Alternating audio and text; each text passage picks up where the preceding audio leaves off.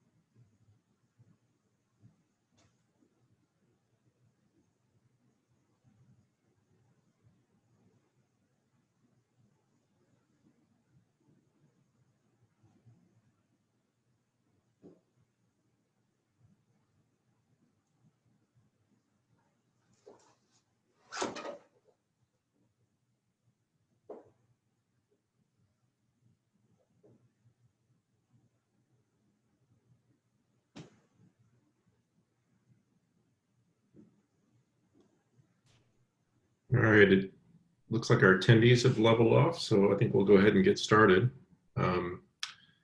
Stop sharing my screen so we can see each other. So yeah, appreciate everyone coming today. I think we have a really interesting conversation this morning about homelessness and criminal justice reform and what the city and county are doing. So excited to have this conversation. I want to just quickly thank our sponsors. They are and our partners. So the City of Tucson, Pima County, Tucson Federal Credit Union, Bank of America, Rio Nuevo, and Swaim Associates Architects. This webinar series is hosted by OPCS in partnership with the American Institute of Architects, Southern Arizona chapter.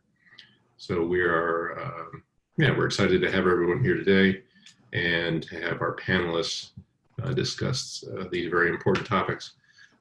Just briefly wanted to talk about the series. So this is our third webinar this season for our Housing First Forum with Old Pueblo Community Services, where we're really talking about the state of homelessness in Tucson, specifically through the lens of the Housing First model, which at OPCS we are committed to. Our first webinar was very much focused on the pandemic and the efforts by the city with OPCS to move those most vulnerable out of the shelters and off the street into some hotels that the city rented using CARES funding, and how that program was going. And it was if you're interested, we have that series available. I think you can get to the video on our Facebook page and watch that one. Our second webinar was more focused on housing and basically equity and basically disparity in housing and homeless services, and really talking about how the housing patterns and the patterns of systemic racism have influenced the homeless services and how those are distributed. And then today's webinar is about basically justice reform, criminal justice and homelessness.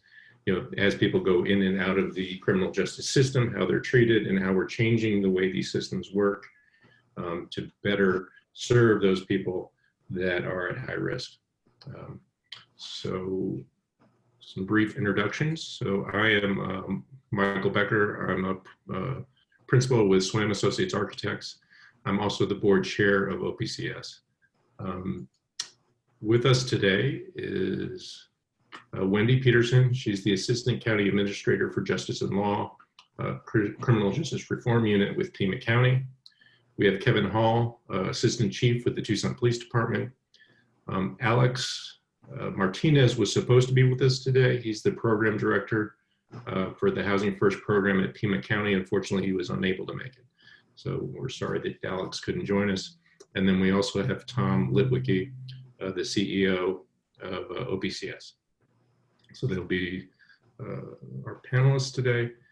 And with that, I'm going to turn it over to Tom for a few minutes just to talk about OPCS and Housing First, just so it understands kind of what our approach is and kind of what our principles are in our organization. Great. Thank you very much, Michael. Thank you to the panelists. Appreciate your time, and to everyone who has joined us this morning for this, what I think will be a very interesting and I think in many ways eye-opening topic.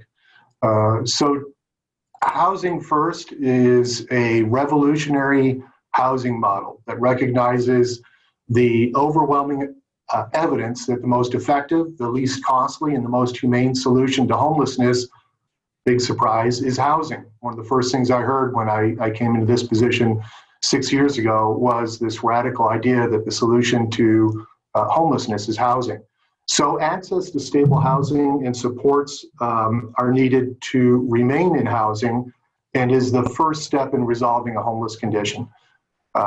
This model is rooted in the assumption that all persons should live in safe and affordable housing. And the model is in contrast to the traditional view that among homeless providers often historically that Persons should only have access to permanent housing after they resolve other concerns such as mental health, employment. But in reality, a person can't improve their mental health or gain employment or other stability until they have a place to live. It's kind of the catch-22. People will say, I can't get out of homelessness because I can't get a job, and I can't get a job because I'm homeless. So this notion that housing is the very first intervention. OPCS started transforming into this model about 6 years ago. We were a housing readiness agency with transitional housing prior to that. Today, we work with about 1,200 households, and a little over 800 of them per year to 850 move into a house of their own. Since we transformed to this model, we were having about 400, 450. So we've doubled the amount of people who are moving into housing for our agency with a very limited increase in budget. So it's a very effective and efficient kind of a model. Right now, we have about 250 households in low barrier shelter or bridge housing, and that includes 150 in the City Cares Hotel project, and about 300 households who are in their own permanent housing throughout in the community that we provide support services.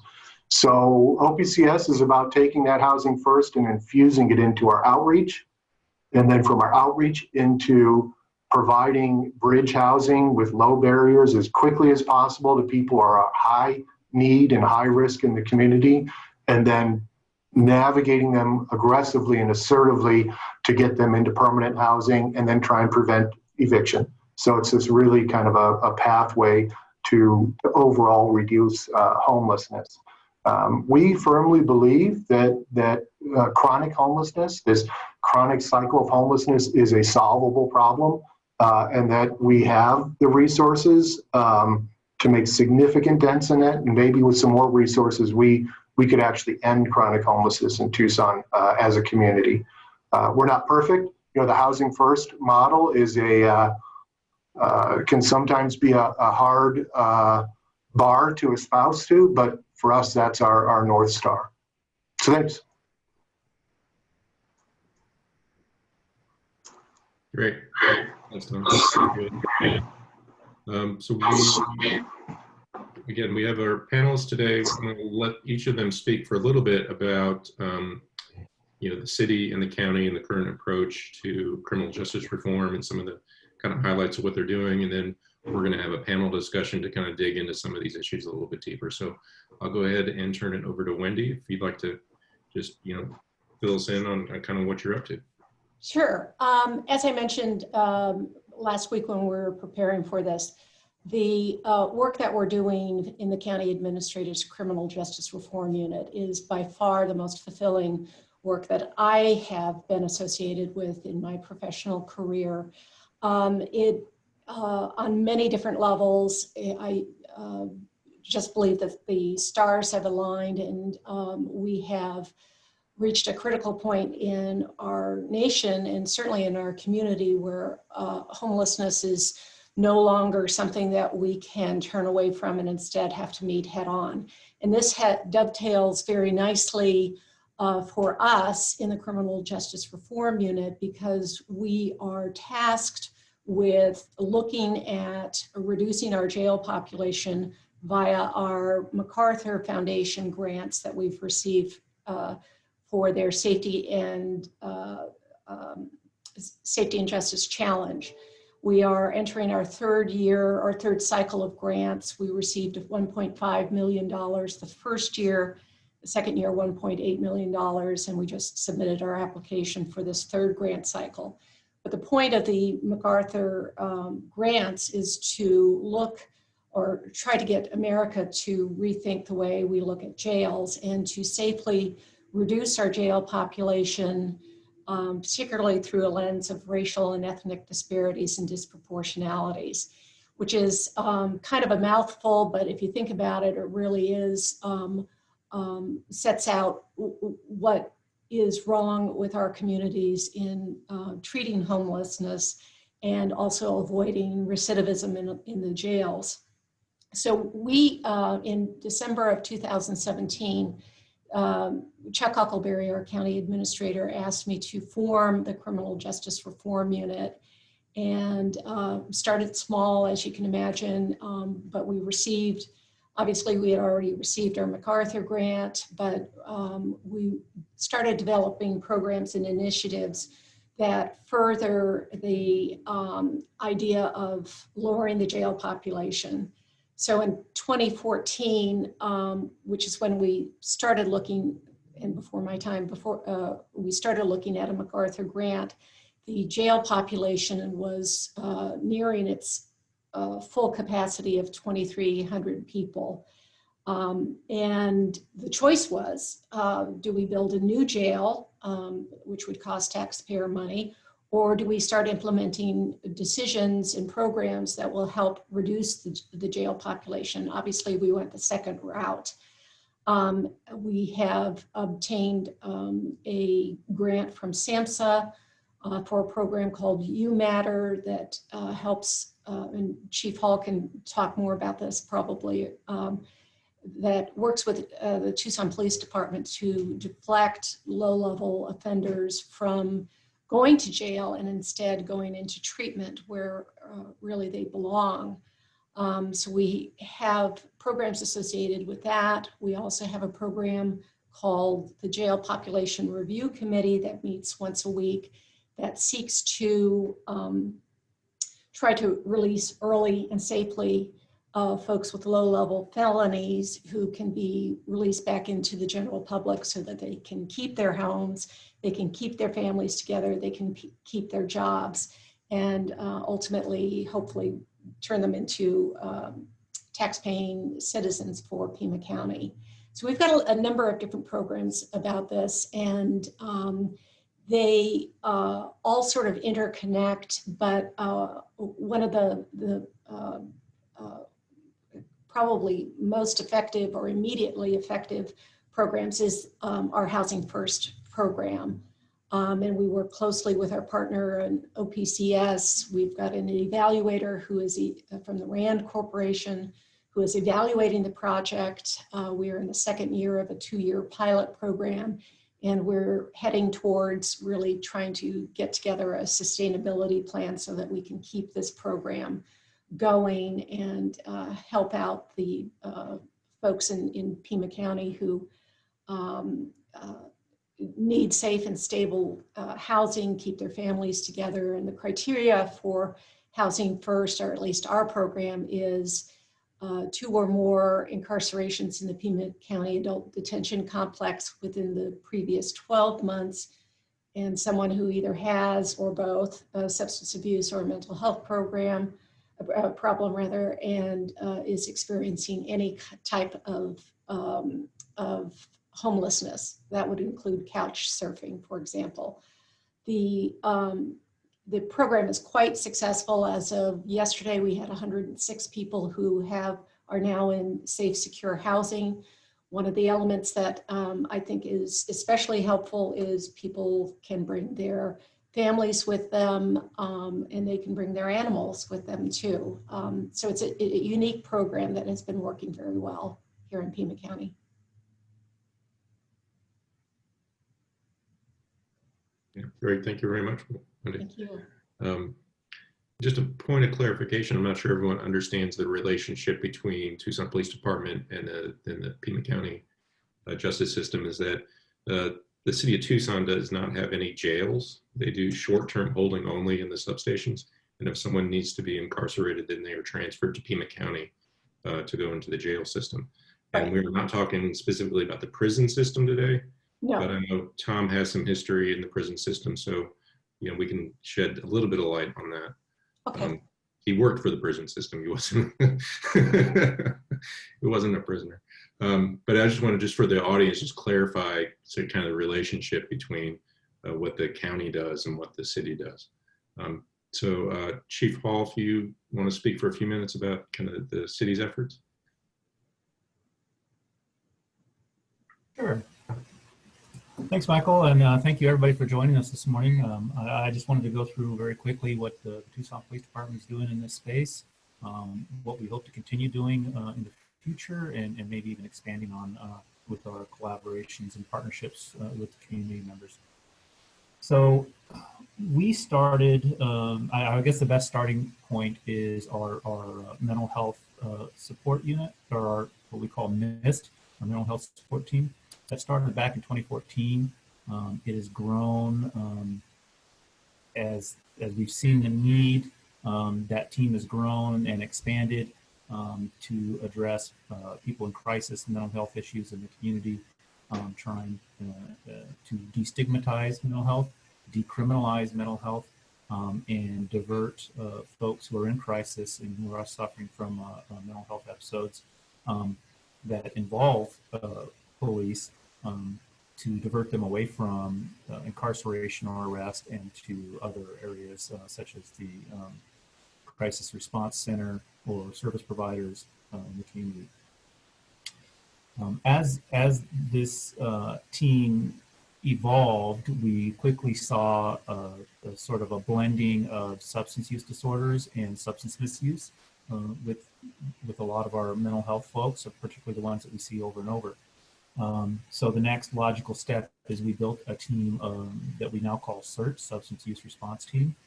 And this is a sergeant and officers who are primarily responsible for engaging with individuals who are suffering from substance misuse issues. And as Wendy mentioned, we began what we call a deflection program in July of 2018. And that was to identify low-level criminal possession cases where people have what we call pocket drugs, small amounts of personal use drugs. And rather than arrest and incarcerate these folks, we would direct or deflect them away from the criminal justice system and into treatment. And we were able to partner with the county in a couple of different grants, which became known as You Matter. And we built this program in collaboration with the county, with Kodak, and some other partners, including the University of Arizona CIRO as a research partner, so that we now have over 1,400 deflections from the time the program was implemented. That was July 1st of 2018. So that's 1,400 unique individuals who did not go to jail, but in fact were diverted to treatment. And I just saw the first draft of our 18-month evaluation, and that should be coming out fairly soon as we work through that draft and finalize it on the process portion of this. As far as an impact evaluation, that's probably another 18 months out. And we can see what the outcomes are, and I believe we're going to be able to do a cost-benefit analysis. But as these co-occurring or these issues that blend or overlap with substance misuse and mental illness, the next thing we noticed obviously was that a lot of our homeless population were engaged in both of these with our teams, with the MIST team as well as our substance use response team. So once again, we allocated some resources. We brought another sergeant and a couple more officers on, and they became our homeless outreach team. All three of these units work very closely together. They're cross-trained, they're cross-disciplinary. Our MIST folks can work as homeless outreach, and our homeless outreach can work as MIST folks because of the blending of these comorbidities. So this is a relatively new program. It's only about seven months old, our homeless outreach team. It is designed, much like the others, to not criminalize homelessness. And unfortunately, and I'm probably very few people on this webinar think this way, but a lot of people that we run into view homelessness as criminal, as some sort of criminal act. We get a lot of calls through 911 system on basic homelessness, people who are sleeping in the park in the daytime when it's perfectly legal for them to be there, panhandling, things of that nature, where it just seems better suited to address these folks in a non-criminal manner, much like we are with the substance misuse and mental illness. So the focus of homeless outreach team is to direct these people away from the criminal justice system They have engaged over 500 people in the past 7 months. Over 250 of those people had eligible criminal charges where they could have been arrested and incarcerated. Of those 500 engagements, our homeless outreach team has only arrested 6 people. All 6 of those people were cited and released. They were essentially given a ticket. They have yet to book any homeless person into jail.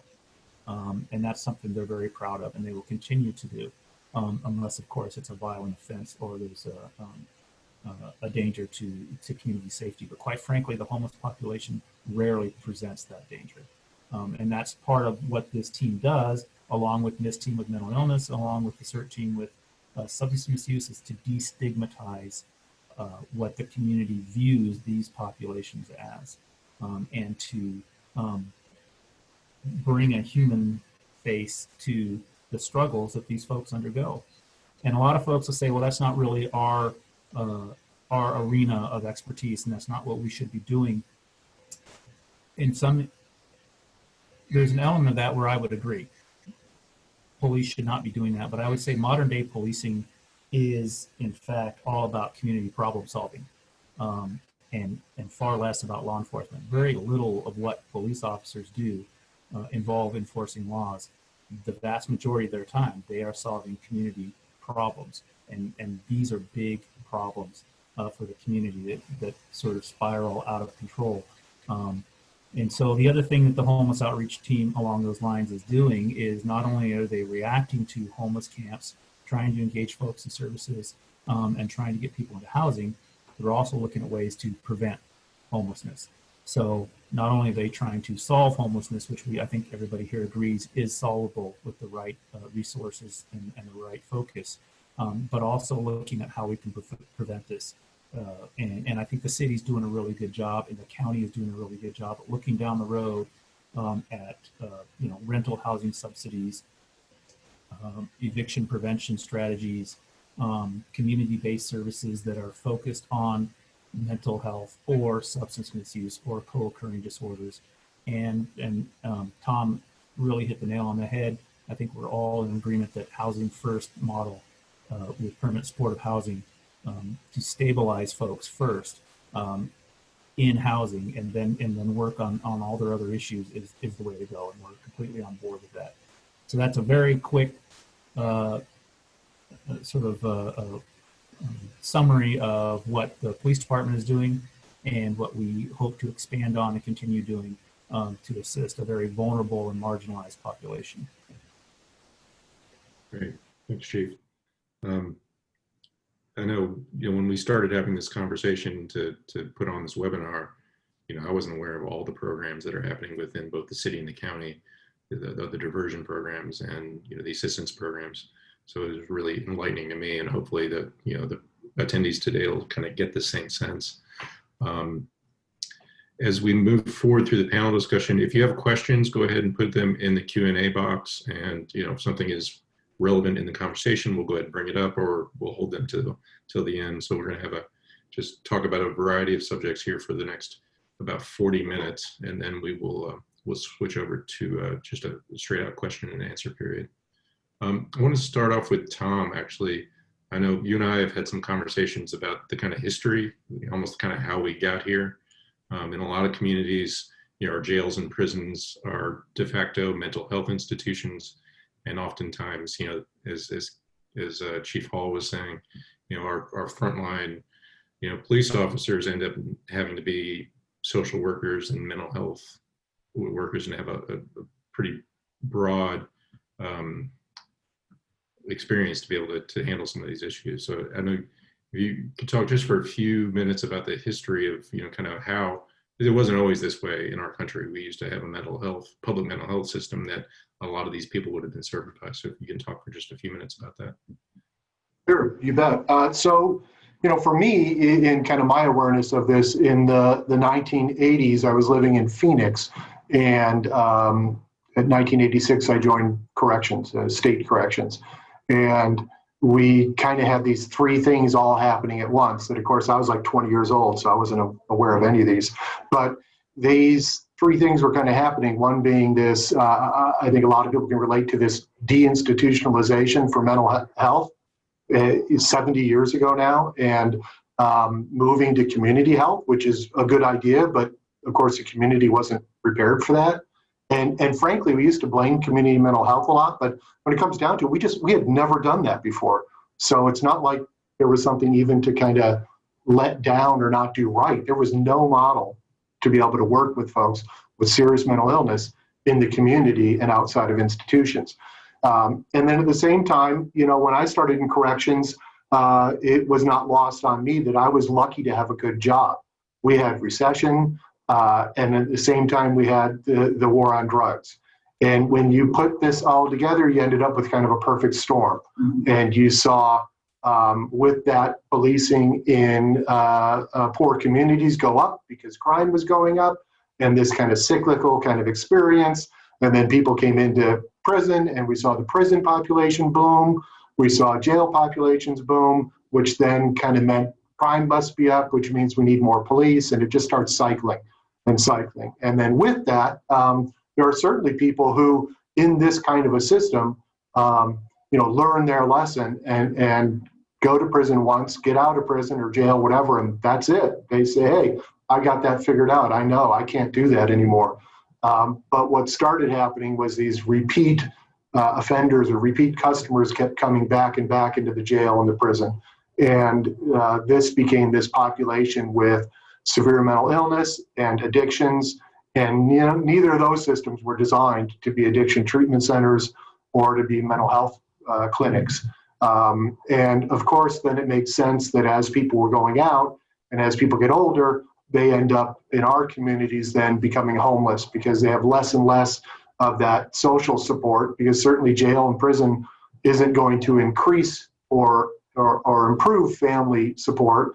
And so over time, parents who maybe took care of someone with schizophrenia, then got older, passed away, and this person ends up homeless on the streets. So, I mean, it's literally, hindsight's 20/20, but when you look back, it's this very clear roadmap to where we are now. And then I think on top of that, it becomes really exciting to me that for my 20 years working in corrections, which ended 13 years ago, I had never heard this talk of how this is a systemic problem and how we might integrate these different systems and how they may impact each other. I think what's happening in the county and the city is radical and is fantastic. And I say radical in the best way, but it's fantastic. It's amazing. It's amazing that the police department is investing money, their revenue into this, and that the county is investing county dollars into this, not just, gee, if we get a grant, we'll do it, but we won't if we won't. That's amazing. And I think we'll definitely see that transformation. But this is a path, and I think it's important contextually to realize that we didn't get here by mistake. Often we have this idea that it's easy to kind of, in our culture, to look at it and say, well, this must be just an individual issue. If this person had tried harder, if they had done this or if they had done that. When in reality, for a lot of folks that you see who are chronically homeless, they have been through these systems for 30 years. And it's just been this kind of a churning through these systems and getting worse and worse every year. So these interventions are amazing. And I think it just always excites me. The different behavioral health agencies and the police department and the county working together is just, I don't know. I sound like too much of a cheerleader, but it's just amazing to get that to happen together. No, absolutely. I know, when I got involved with homelessness and, and when I kind of first met you, Tom, I was having conversations with public officials about, how we can implement systems that would divert cost, right? So that if we can, reduce the cost to our emergency rooms and reduce the cost to our, the public safety system, then that money could be diverted to support these programs. And there wasn't a lot of appetite that long ago to have that conversation, because basically it would say that's not how the budgets work, that's not how the funding works. But recently those conversations have changed, where I think people start to understand that using these systems can help shift cost in a way. It may take a while to see that cost shift happen, but if we put the investment in, we're going to get the benefit in the long run, which is ultimately a win-win for the community and for, you know, for the individuals that we're serving and for the community on a whole. So I would agree. It's been really, you know, I'm really encouraged to, you know, especially after talking to Chief Hall and to Wendy about all these efforts that are going on, kind of where it feels like things are going. Wendy, can you talk a little bit about the Criminal Justice Reform Unit with the county? I can talk about the Criminal Justice Reform Unit all day. I'm sure you don't want me to, but it is, you hit the nail on the head when you started talking about collaboration, because that was one of the things that the county administrator, Mr. Huckleberry in particular, really wanted to break down the silos of different groups that were maybe duplicating efforts, and instead try to make a consolidated effort to try to fix some of these problems. And one of the things that I am so grateful for in terms of Mr. Huckleberry creating this unit is the number of people who have been supportive of this. I was thinking as you were talking about this that our Housing First program, for example, uses $1.5 million of Pima County General Funds money per year for this pilot program. The city of Tucson donated 150 housing vouchers, which I'm hopeful may increase real soon too. But you know, when I first started in this position, I got a little bit of a pushback from that, saying, now, why are we using county funds to basically house criminals? And the answer to that is very, very easy, because it costs Pima County taxpayers to jail individuals. There's a $300, probably more than that now, booking fee. It costs over $100 a day to keep people in the Pima County jail. And one of the other things that I think is important to note at this point is historically 80% of the folks who are incarcerated in Pima County jail are pre-adjudication. So these are not people who have been found guilty of anything. They are there because they can't afford their bond or the bail. And the effects of this, even if it's a few days or a week, the effects are just tremendous. You know, the loss of jobs, loss of family. You know, there's a ripple effect that goes on and on and on, and contributes to recidivism as well. So it sometimes becomes a revolving door. So I think our collaborative effort on the part of the county attorney's office, our public defense services, Sheriff Napier, of course, the Tucson Police Department, City of Tucson Housing and Development.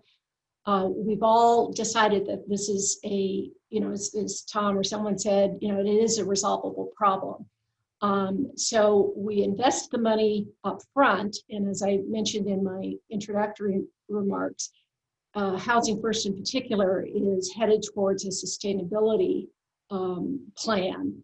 And where are the sustainability funds going to come from? Well, we're hopeful it will come from in the form of fewer emergency room visits by people who have mental health or substance abuse problems, instead of going to the hospital and spending a lot of time and money on those kinds of cases.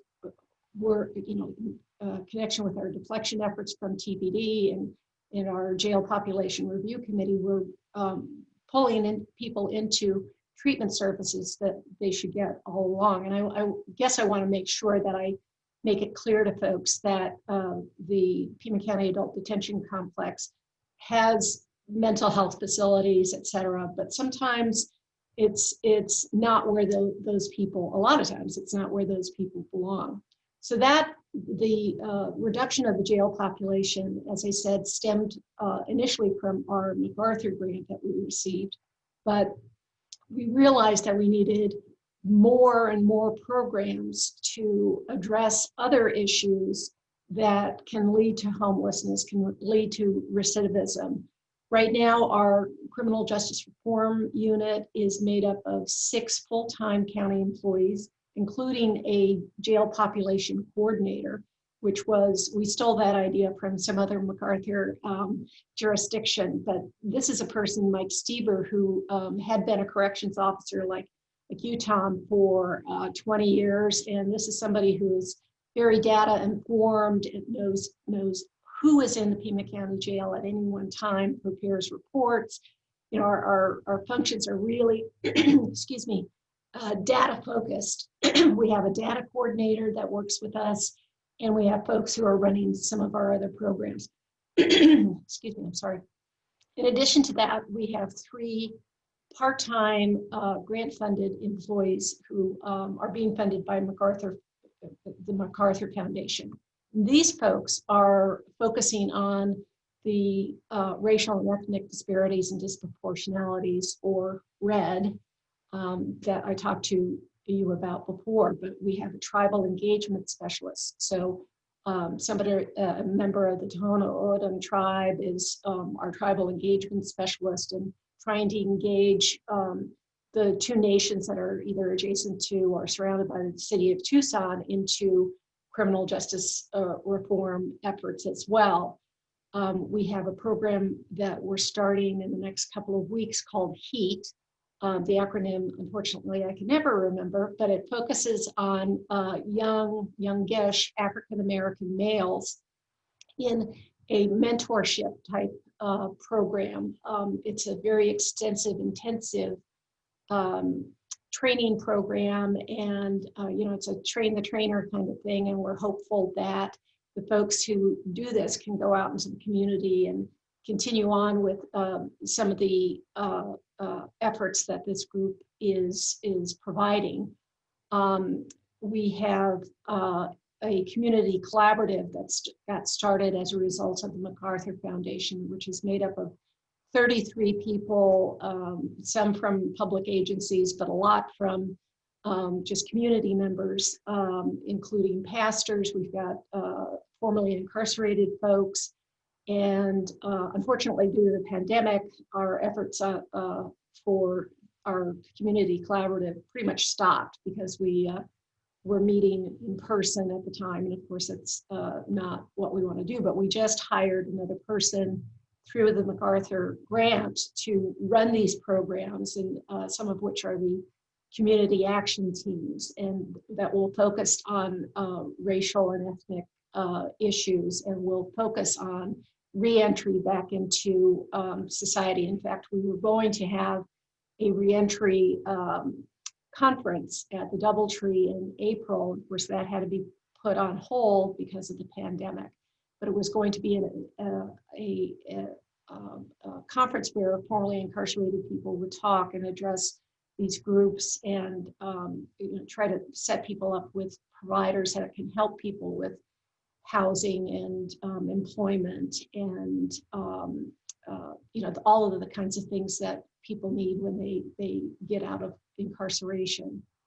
One other program that I really want to tout is our Jail Population Review Committee, which again is a committee made up of 30, probably as many as 30 people from the community, service providers. We have a dedicated prosecutor, a dedicated public defender attorney, who meet on Wednesday mornings to discuss a list of people who could possibly be recommended for an early release. And this is one of the more exciting programs that we have, and it's truly community oriented. Those people that the group decides on go before a judge on Fridays. As of last month, I think we had as many as 400 people released under those through the Jail Population Committee. And the Jail Population Review Committee also provides referrals for our Housing First program. So it's all sort of interconnected, and the success stories out of Housing First are just really remarkable. We ran a story in one of the county newspapers a few months ago about a couple of women who were housed in Housing First, permanent housing, who were pregnant and were able to give birth to babies in safe circumstances and not in the jail, not on the street, not in the park. It really unites families, and everybody benefits from this. I can't emphasize that enough, that it cuts down on recidivism, it cuts down on emergency room visits, it reunites families, it allows people to get on their feet while they look for jobs. And we can't thank OPCS enough for all the work that they've done in creating these success stories that benefits everybody. It benefits everybody. I can't say enough about that. Great, thank you. It's a lot. A lot going Well, on. I could go on. I know. No, that was great.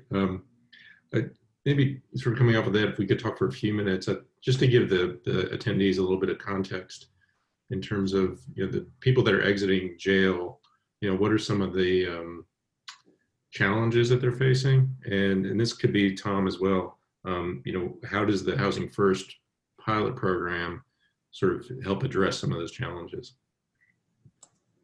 Well, I can start because part of our jail population review committee that then refers folks to our Housing First program have established these release bags.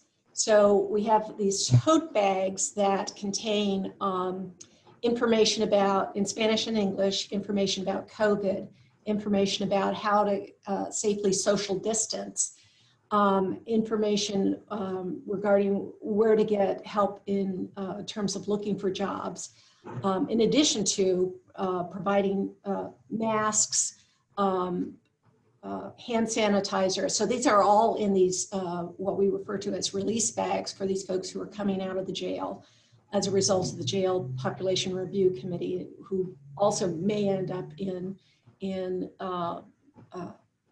OPCS housing. So, this was something that we came up with. We've gotten donations. That it's, when you think about it, we, especially during the COVID pandemic, I learned pretty early on in March that other counties in the state of Arizona were participating in these surge releases, and Pima County also was participating in that. And the idea started with Sheriff Napier and our public defenders and our prosecutors, and again, breaking down the silos there.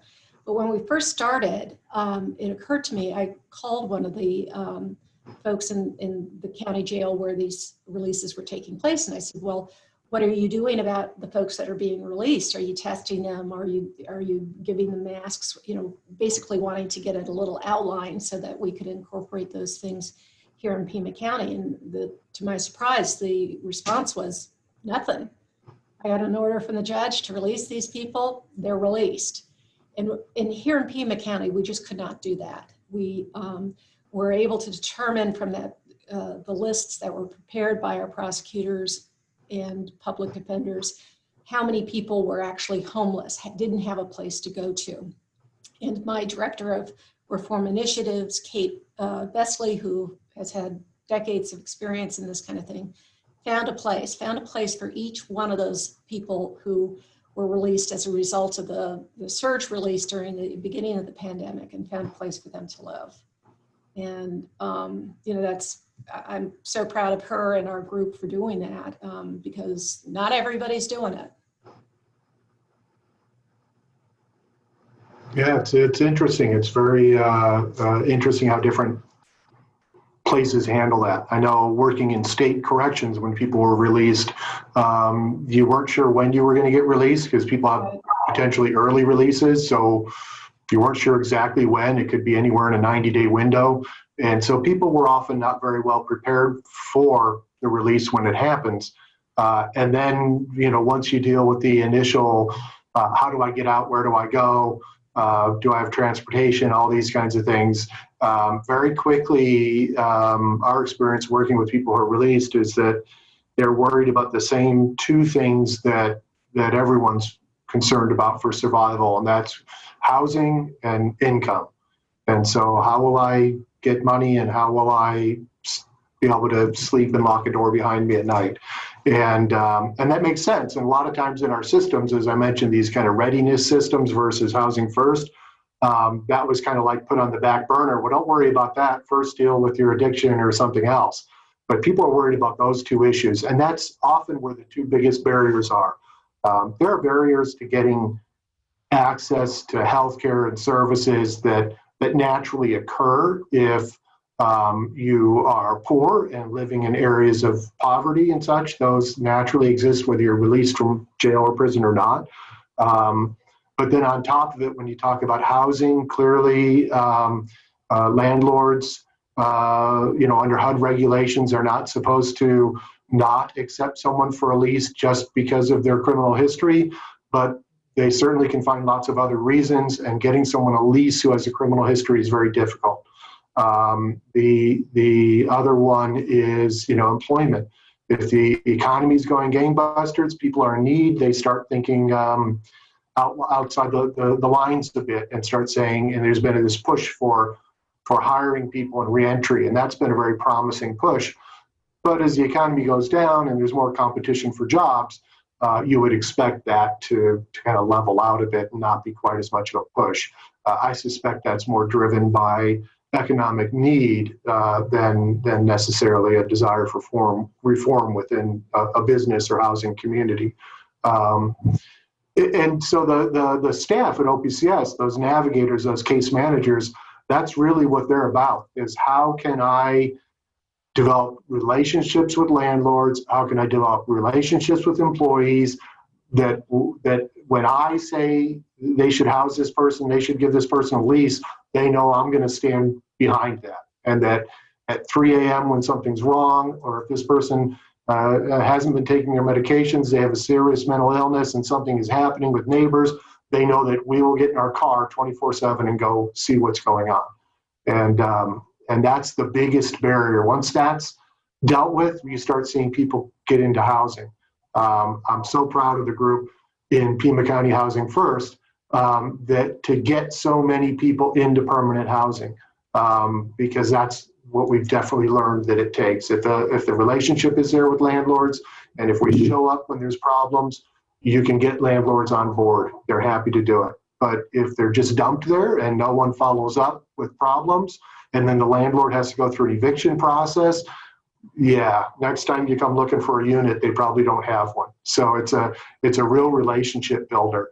And we've found lots of landlords that once they get into this, they get that same energy Wendy was talking about, is they see people get better and they say, wow, I want to be part of that. I don't want to just be a landlord. Not all landlords, but a lot of them start saying, yeah, I'm part of something bigger, and that's important.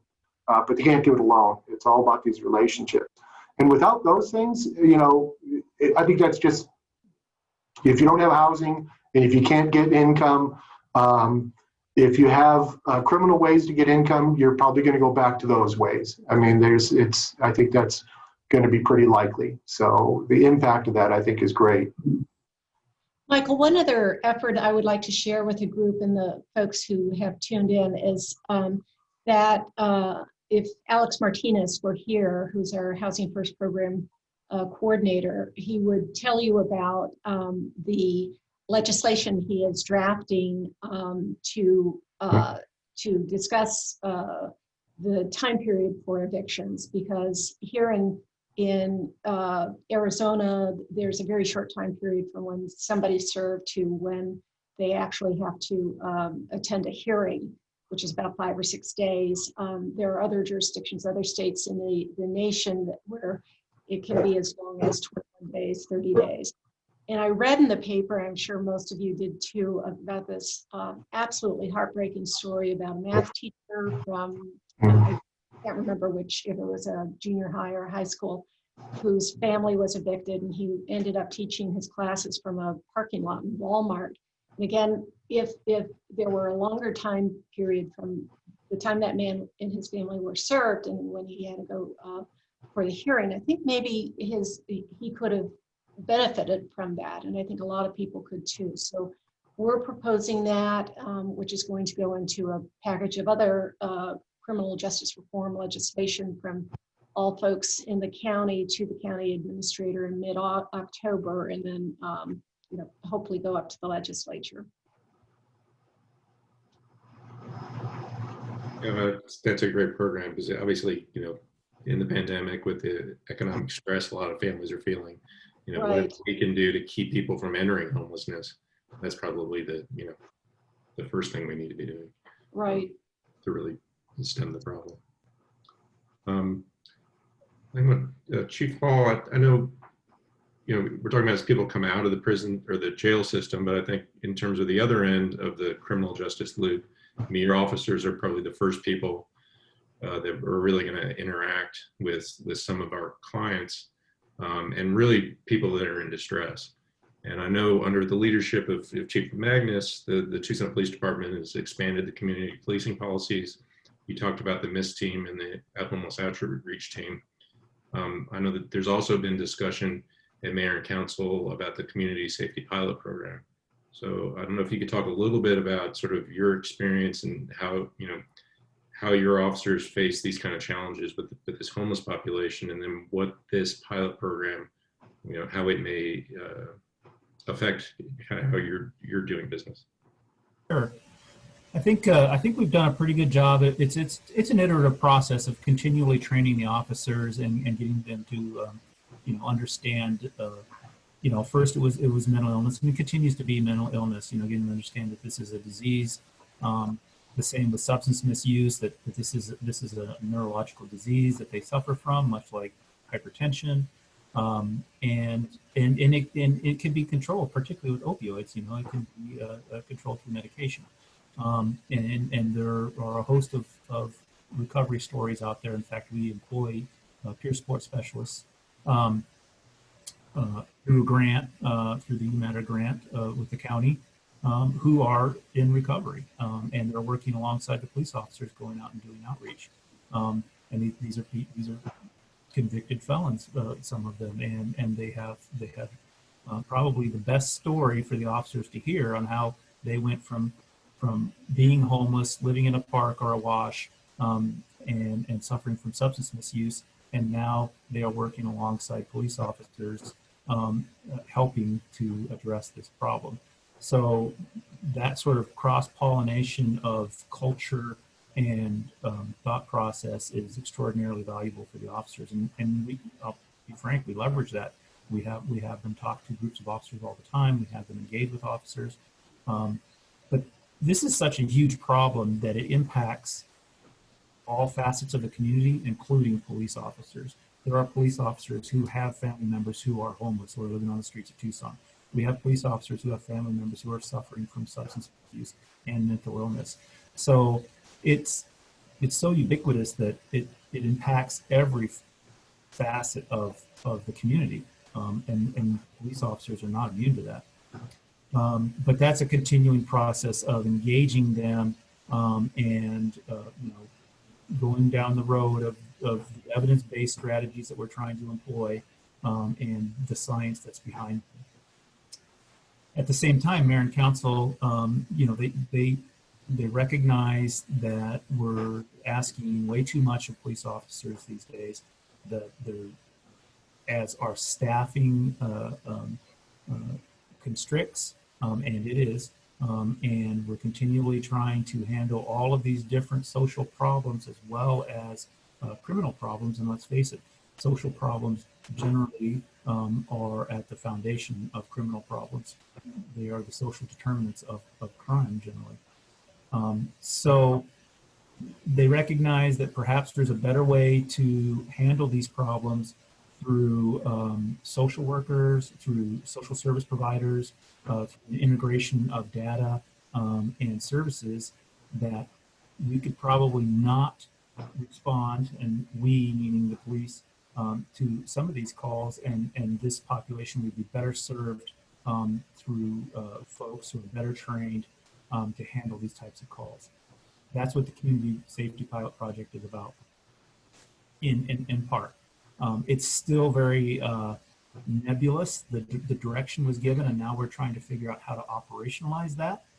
What calls do we not need to go on, and what calls can clinicians or social workers be the first responders to? I know a lot of people are aware that Arizona Complete Health funds 17 different mobile crisis teams in the Tucson metro area. 12 are dedicated to the Tucson urban area. We work very closely with those mobile crisis teams. There are calls they will not go to without police officers. That's just a component of it. There's sometimes it's just not safe.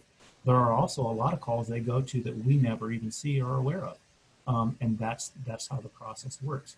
We're trying to refine that process with different social providers, different outreach workers, different restorative justice models that take us out of the picture, reduce the footprint of policing, and contribute to what we're all talking about here, and that's community health. What we're discussing here holistically is community health. We're trying to make our community healthier in a variety of different ways, and that's what that program is about. Yeah, and it's really exciting to see how this conversation shifted over time, and to see the community start to focus, like you're saying, on community health, because it's really what it comes down to, is making sure that everyone gets, particularly the most vulnerable, get the assistance and the help that they need. Exactly. I think I give a lot of credit to the community as they become more educated. They're beginning to realize that all of these things are not moral failings. These are not, there are real issues. These are symptoms of real issues that this population suffers from, and they need help and assistance. Help and assistance that doesn't come from being incarcerated, which generally, as Wendy pointed out, exacerbates the problem. Yeah. The fact you had shared with me when we were preparing for this, and kind of shows some of the perseverance of some of the officers and frontline workers, is it can take up to, I think you said 70 or 80 interactions with an individual who's homeless before they may actually accept services. And it goes to Tom's point that we've had this systemic system for so long that has failed this population over and over again, that they just don't trust the system. So it's, we're on the community side trying to help them. We need to reestablish that sense of trust that we're doing something that ultimately can make them successful. Exactly. It's real interesting when you talk about the work you're doing as a CEO, 6 or whatever years ago, new CEO. One of the things that, of course, I did was to go out into different community groups and see what people were doing in different parts of the government and the community. And when I went to see fire and I went to see police and different, forums or whatnot that they were doing, it was just astounding to me how in tune they were with this problem of homelessness, this problem of mental illness, of addiction, and trying to look at new ways of addressing these, somewhat older problems, these social problems. And one of the things that really stuck with me is that, the work that you're doing is 24 hours, and it's work you have to respond to. Whereas in behavioral health agencies and whatnot, as professionals, we've been much more of an 8 to 5, Monday through Friday. And, that's where we might be able to say, we're not able to respond to this problem or that problem because we're not funded for this or that. But these don't have a choice in that. They still have to respond, whether they think they're fully funded for that or not. And so to get that sense of urgency within behavioral health agencies, I think, to get out of the 8 to 5, Monday through Friday, right now we're kind of, I see us as being out of that for crisis, but there's a lot more than just crisis. A lot of times as a housing provider, when we call out a crisis team, it's a very binary decision. Either the person just stays right where they are, or they're going to go to the crisis center. And if there isn't a clear danger to themselves or others, they're not going to the crisis center. But they do need help. They need some other kind of help. So there's this big gap, this big chasm in between there. And I see that as a real call to action for behavioral health agencies and whatnot to be able to deal with that in between outside of regular business hours, because because it's needed, and to get out of this 8 to 5 Monday. And it's harder than, people might think. It would be interesting if the police normally worked 8 to 5, but then get them to try and work 24 hours a day. It's a bit of a, challenge. But for me, that's where I see our real call to action needs to be, is that we need to get beyond just crisis on weekends and evenings, and that availability to be of help. And I think this safety pilot may be able to address some of that, obviously, if there's social workers involved and embedded right within the police. Right, exactly. That's part of the model, is having those social workers or clinicians that aren't working an 8 to 5 job, that are either co-responding, second responding, or first responding to some of these issues for police. It's more appropriate for them to respond than the police, and that's certainly what we're trying to build through the leadership of Mayor and Council. Great. I'll ask maybe one last question for the panel, and then we'll start to take questions from the audience. I think the elephant in the room is the the pandemic, in terms of how it's changed our business and what we do. I know when we had the discussion about the hotel project with the CARES funding, we as an agency, it's pretty astounding how fast people can move obstacles out of the way and lower barriers when there's a public health crisis. So we were able to very quickly move people through the system and get them into housing. And I know when you had talked about some of the surge releases, and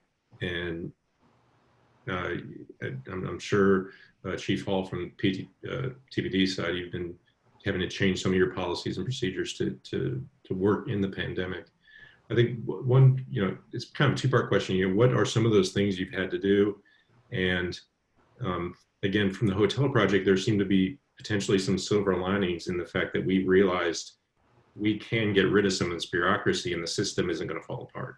So are there things that we've learned from managing the homelessness crisis in this pandemic that you think are going to stay with us and serve us in the future? Well, I can say from my point of view, when we all became aware that this was a crisis pandemic and all of the implications that go along with that, I, for one, was extremely proud that our justice system partners immediately reacted to it. Sheriff Napier sent out a 7-point bulletin on March 18th, 2020, to talk about what the jail could do, what the sheriff's department and the jail could do in terms of focusing on the pandemic. One thing that I want to mention that, again, it has to do with the jail is there has not been an outbreak of COVID in our Pima County Jail. There have been people who maybe have brought it in, who are immediately segregated or quarantined, but there isn't the kind of rampant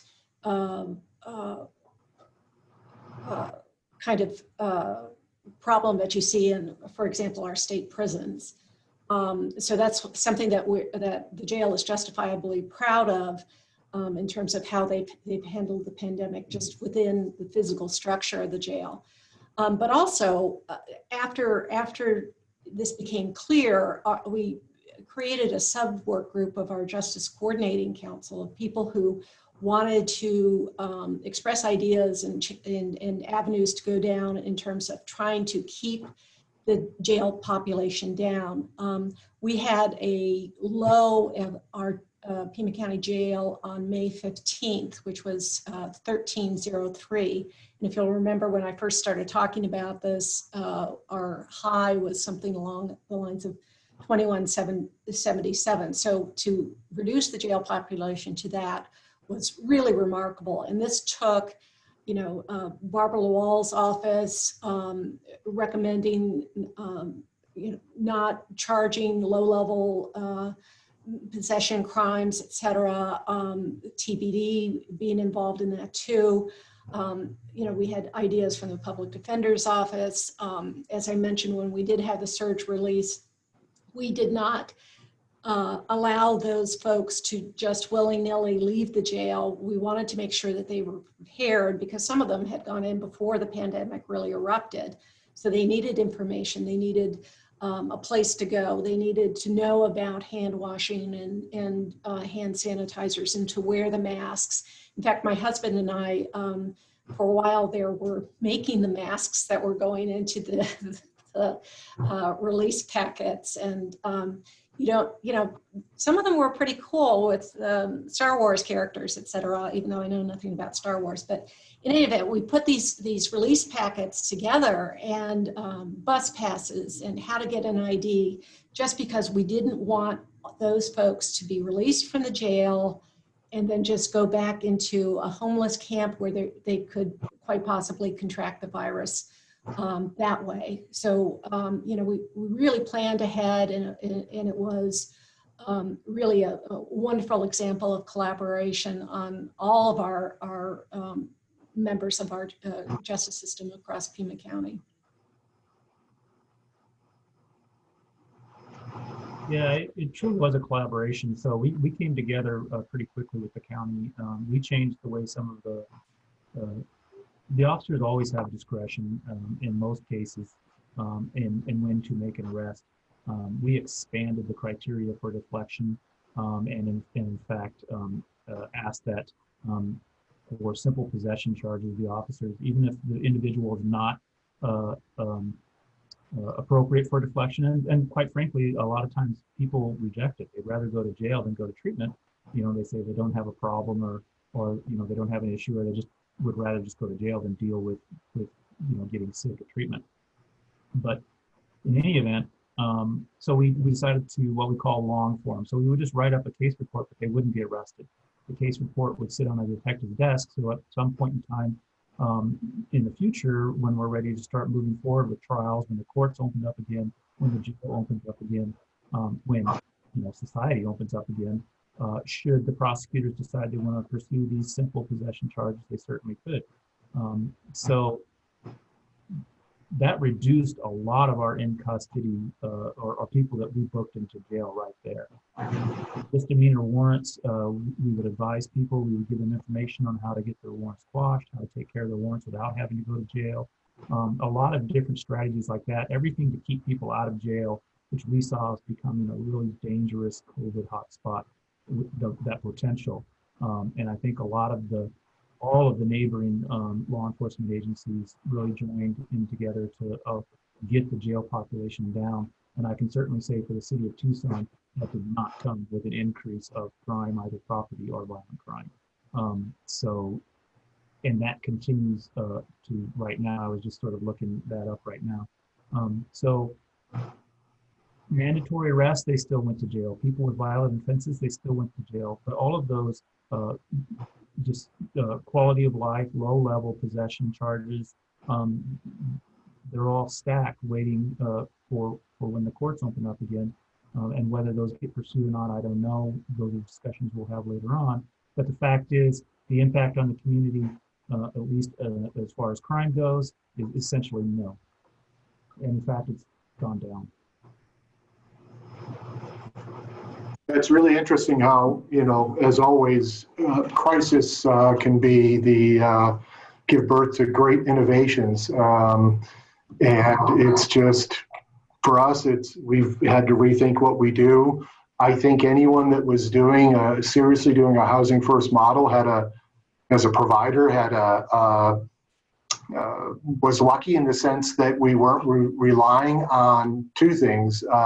Massive shelter operations with lots of people in one place, and massive volunteer groups to manage those places, because both of those became very hard to sustain in a pandemic because of the proximity of people and the need for social distancing.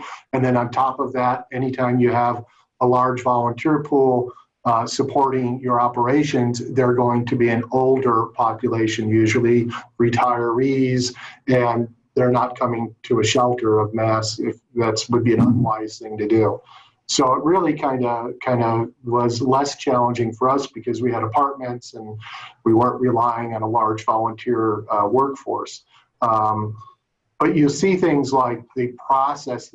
For us, it's this bureaucratic process of moving from the person who's in homelessness into a housing, permanent housing. And there's all these steps they have to go through. And of course, they all have to be done in person. So you have to drive the person here and there. And all of a sudden now, nope, we can do this virtually. The inspection could be handled by a provider instead of the city. So I think there's some real open cost savings that have come out of this. And like Chief Hull was saying, we haven't seen that causing any problems, but we have seen, like for Pima County Housing First, which, we really started this before the pandemic, but you can see now where the time to get the paperwork started at the city and the time to get into housing with those vouchers has cut in half since we started.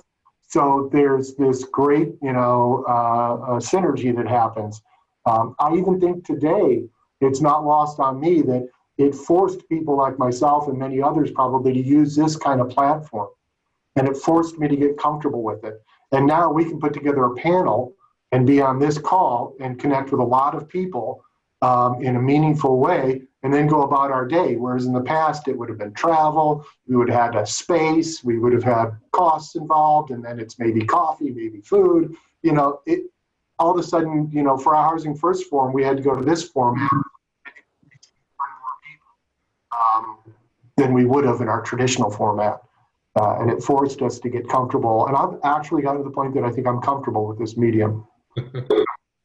I may never go anywhere in person again. I just keep forgetting to unmute myself. That's my problem. So we do have one question in the Q&A. So if any of the attendees have any other questions, feel free to send them over. This is from Ernesto. I think we've addressed this, but maybe just do it a little more directly. He's asking, how does the movement to redirect public funding from the police department to social services / individuals align with criminal justice reform and reducing homelessness? And I think they sort of go, I think one thing that I've gotten out of this is that, as we move through criminal justice reform and reducing homelessness, it will lessen the dependence on some of the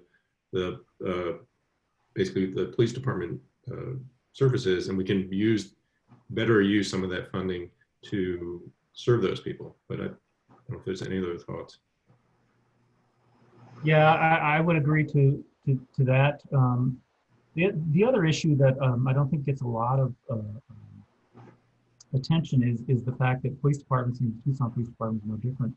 The Tucson Police Department budget, about 93% of it goes to personnel costs, salaries of personnel. If you're going to redirect monies from the police department, you're going to once again constrict or compress the staffing levels of that police department, because so much of the budget goes to salaries, EREs, pension.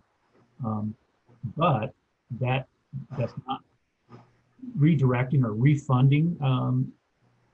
Can be done in a lot of different ways. And I think one of the things about this pandemic and that, Tom articulated so well, is it changes how we do things because it forces us to change how we do things. So maybe we do things a little bit more effective, a little bit more efficient. Some of the things that we thought were our arena to handle, so to speak, we can actually hand off to other service providers, and we can assist those service providers in handling those calls. For a long, when the pandemic first started, it was almost, particularly when the city shut down, it felt like we were the only people out there. The officers, we couldn't work from home. They were out there the same every day, 24/7. But a lot of our support on the social service side, they went home. So we figured out very quickly how valuable they are to us, but also how we can maybe be more effective and efficient in our communications, in our process, in enlisting their aid. So I think those pathways have been opened up, and as the city opens up, as the country opens up, we'll be able to leverage those efficiencies and effectiveness in a much better fashion, and in that way resources would be handled in a much more beneficial way for the community. If that makes sense. Mhm. Oh, it does. It makes a lot of sense. And I would echo that, you know, the movement of, it's really, you know, a reform movement. Don't know for sure how it ended up with the term defund. But Tucson is definitely, and TPD from my perspective, is definitely already on a process of community policing and reforming what you do and really looking at what you do in an intelligent way. And with, as you mentioned earlier, kind of the evidence-based practices versus just, you know, traditions. It seems unlikely that TPD has been overfunded. There may be police departments in the country that have, but it seems unlikely from my perspective as a member of the community and just what I see out there. You know, budgeting is it depends, you know, on the idea of defunding. But I think a piece of to own it as a behavioral health provider, if there's going to be increased or new funding or new support for behavioral health services, then we're going to have to rise up to a sense of urgency. And when there's a pandemic, we can't say, oh, no, we're not going to provide services. Well, that's no, you can't do that. I mean, isn't this a crisis? Isn't this critical? I always try and tell staff, you know, what you do is noble work. You might not know exactly, you're not like a physician or a surgeon. You don't know exactly which life you saved. But if you've got 1,200 people and 800 people into housing, some of those people would have died in the streets. This is not like an extra. This is like an urgent matter. And to create that urgency, I had some good mentoring a few years ago. And the first thing I heard from someone that I didn't really like at the time, but it rings true and sticks with me, is get a sense of urgency. What you're doing is important. It's life-saving. Push. And so I think we're going to have to come together and recognize that. We can't, you know, because I saw a lot of that in the pandemic when we started calls with other agencies. There were some that stepped up their involvement and others that retracted significantly. And people have to, you know, make their decisions on why they do that. I can say from OPCS, from our perspective, that's the time to expand and to reach out. We want to keep employees safe, but we need to be more involved in the community, not less involved when there's problems. So anyways, I could go on, but that's just been really something I noticed, that maybe it comes from a corrections environment where it's a 24/7 kind of job. We need to own that ourselves. Yeah. So we have another question from April. What can social service providers do to better forge relationships with clients who have fear of the criminal justice system and the police, especially right now with things going on in the community? Well, I can speak from my perspective very briefly, and that is that I think it's about exposure. I think it's about us working together in the community. And a lot of what's happening, like with parks and whatnot in TPD, with I forget the term for it, but it's like a park unit that they're not quite as, they're dressed differently and things like that. But I think it's about contacts and building those relationships. I was going to say building trust, because we have a list of super and high utilizers that go in and out of jail. The super utilizers are folks who have been incarcerated in Pima County Jail 20 or more times, and we had about 40 people on that list. And these are people who are, for whatever reason, resistant to treatment, resistant to help, will get out of the jail and walk down to the nearest convenience store and steal a hot dog and a cup of coffee, not sure why. But, you know, we had at one point a committee that tried to look at what we could do with those folks. And it really was a matter of trying to establish trust, because these were people who really did not hold any trust with the police or with service providers or anybody who was trying to help them. They were very suspicious about it. And it takes a long time to break through with those people. But you know, as I think Chief Hall said, you know, sometimes it takes 70 to 80 times for somebody to either recognize that they've got to stop the substance abuse or get mental health treatment. You know, the same is true for housing, unfortunately, in some respects.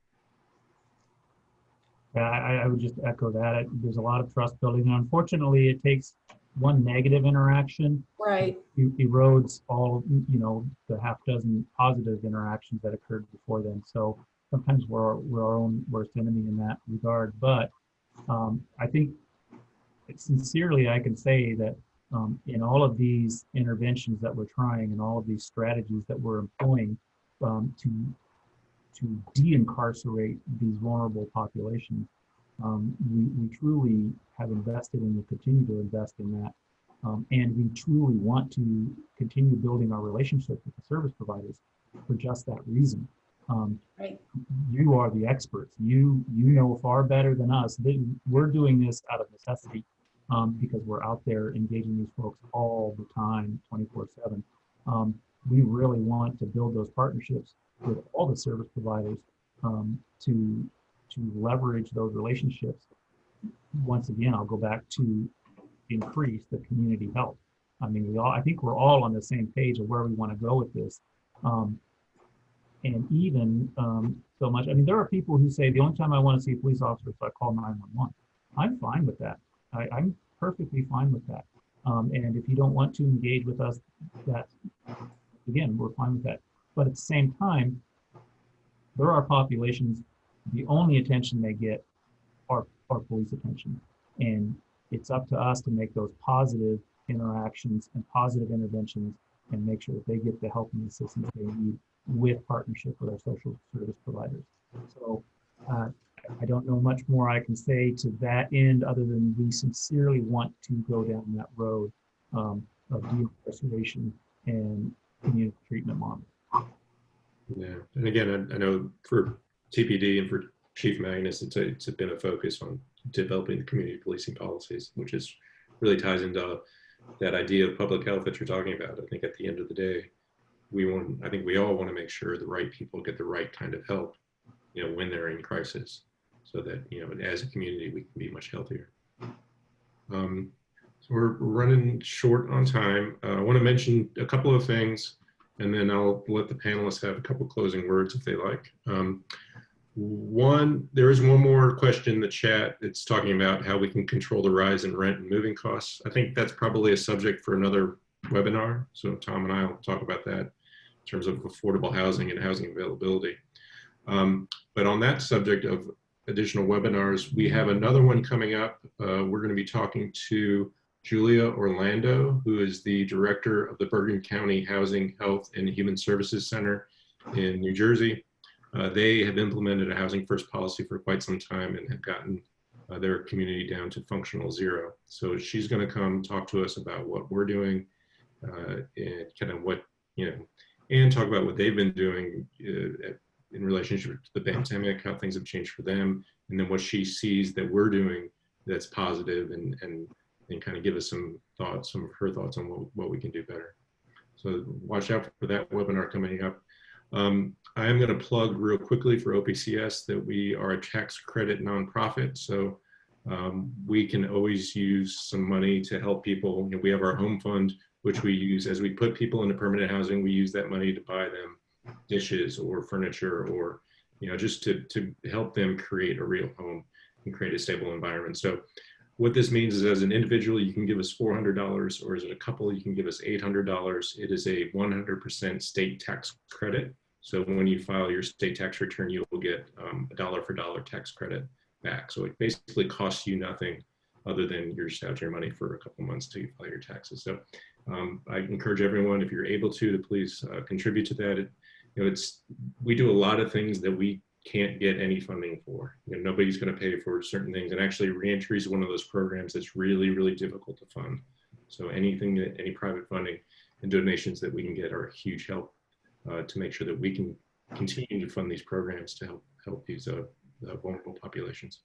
So with that, I don't know, Wendy or Kevin, if you have any sort of last thoughts.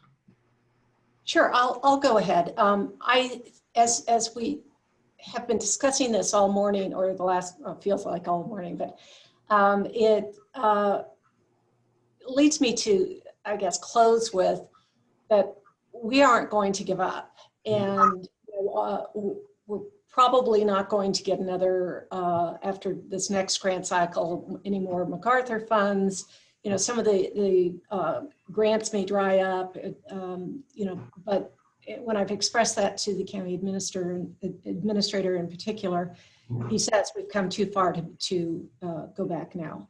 And I think that is something that really resonates with me, because we have made substantial progress towards housing people, to helping people get off opioids, to trying to make a healthier community by, you know, the basic tenets of housing and jobs and education. And it's, we've come too far to go back, and we will never, never, never go back. So I would like to leave that thought with everyone.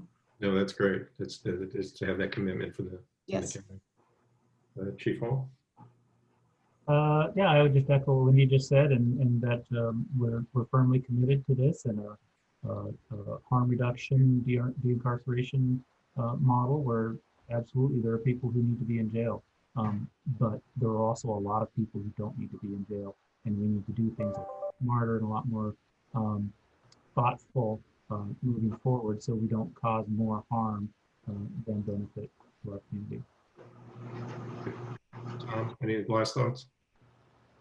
Thank you to everyone. Thank you to the panelists, the people that are on the call and still on the call, your troopers. It's been a wonderful discussion, and this is two things. One, an awareness, and I appreciate you being here. And the other one is, you know, it's a call to action. So if there are ways that you can educate others on how first, or if there are ways that you can support this movement, whether that be through OPCS or any other entity, this is kind of a call to action. Join us. Let's do it. Let's get it done. Yeah, absolutely. So yeah, Chief Hall and Wendy, thank you so much for your time. We really appreciate it. Very welcome. Yeah, so yeah, we'll be sending out the notice for the next webinar here shortly. And yeah, everybody enjoy the rest of your day. Thank you. Thank you. Thank you.